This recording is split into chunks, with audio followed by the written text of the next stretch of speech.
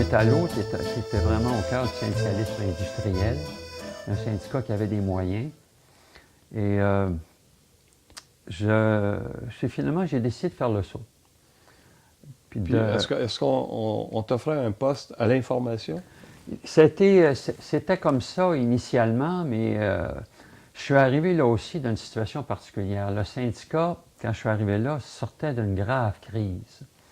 Il y avait même eu des mises à pied de permanence qui ne s'étaient jamais vues dans l'histoire du district, parce que l'industrie de l'acier s'est effondrée aux États-Unis, puis au profit de petites aciéries. Puis la compétition internationale, là, il y a des gros joueurs qui commençaient à émerger aux Indes, en Chine.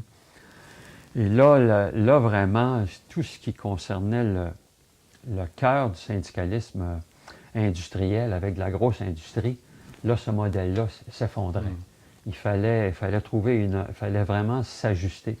Alors, là, il y a eu des grandes fermetures ici. Alors là, et puis là, ici aussi, ça a été des Métallo a été victime de ça. Par exemple, toute la désindustrialisation de l'Est de Montréal, c'était hallucinant. La Canadian Steel Wheel, la Canadian Steel Foundries, Bombardier, tu as eu Atlas Asbestos. C'est incroyable. Ça s'est effondré. Continental Can, tout est... Et là, ce qui remplaçait, c'était des petites usines, des petites unités. Puis, tu avais celles qui restaient, les usines étaient beaucoup plus petites.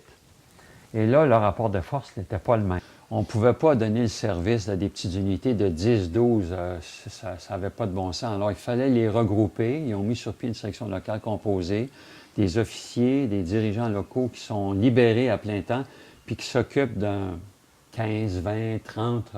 petites unités, tu vois.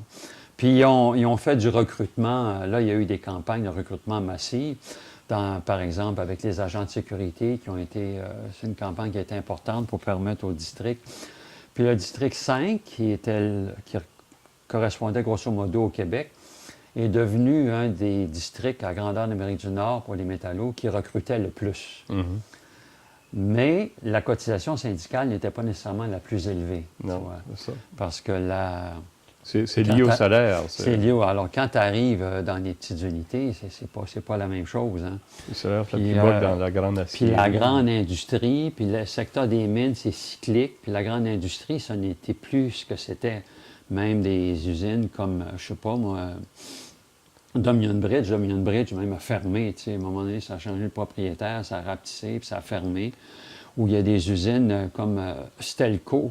Stelco, ça a fermé, ça aussi. C'était tout petit. Puis là, je pense qu'il en reste, Stelco, mais ça s'est rapetissé considérablement, entre autres avec les changements technologiques.